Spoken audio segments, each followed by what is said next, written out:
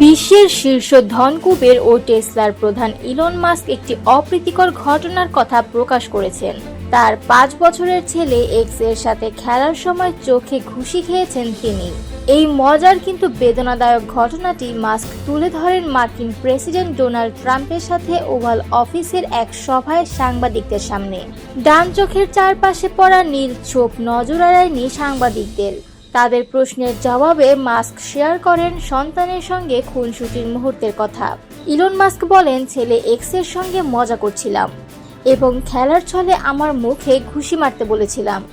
সে সত্যিই মেরে বসলো। তিনি আরও বলেন, দেখা গেল 5 বছর বয়সীর আঘাতেও মুখে প্রভাব পড়ে।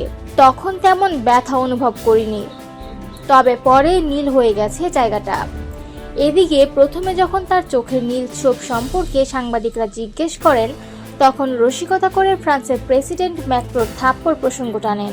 মাস্ক বলেন, আমি ফ্রান্সের কাছাকাছিও ছিলাম না।